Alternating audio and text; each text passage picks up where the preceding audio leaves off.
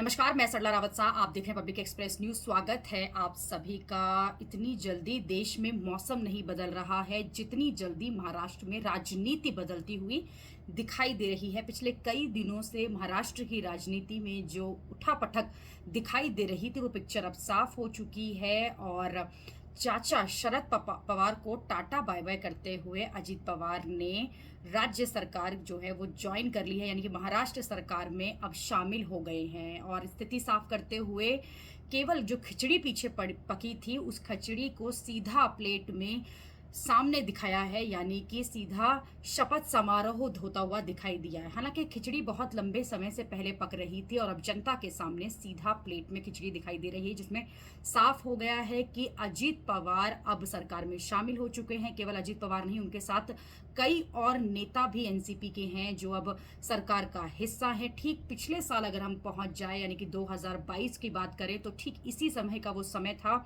जब एक बार जो शिंदे हैं वो पार्टी से टूटे थे और जिस तरह से शिवसेना से अलग होकर उन्होंने मुख्यमंत्री पद की शपथ ली थी बीजेपी में शामिल होकर। अब दूसरी बार एनसीपी टूटी है और अजीत पवार शामिल हुए हैं। ये कोई पहली बार नहीं है जब अजीत पवार ने उप मुख्यमंत्री पद के डिप्टी सीएम की शपथ ली हो। तीसरी बार पिछले 4 सालों में वो ये शपथ ले चुके हैं और महाराष्ट्र की राजनीति इस वक्त सबसे इंटरेस्टिंग मोड़ पर दिखाई दे रही है। 3 अलग अलग पार्टियों की सरकार बनी हुई है, जिसे खुद भी खिचड़ी ही कहा जा सकता है। लेकिन अब एक बार फिर विपक्षी पार्टियों को केंद्र सरकार पर आरोप लगाने का मौका मिल गया है और एक बार फिर ऑपरेशन लोटस जो है वो ट्रेंड कर रहा है कि बीजेपी किस तरह से अलग अलग पार्टी के नेताओं को तोड़कर पार्टियों से अलग करके अपनी पार्टी में शामिल कर रही है। हालांकि एनसीपी के अजीत पवार ये साफ कर चुके हैं कि वो पार्टी से अलग नहीं हुए हैं और वो पार्टी के नाम और निशान के साथ ही आगे भी चलते रहेंगे।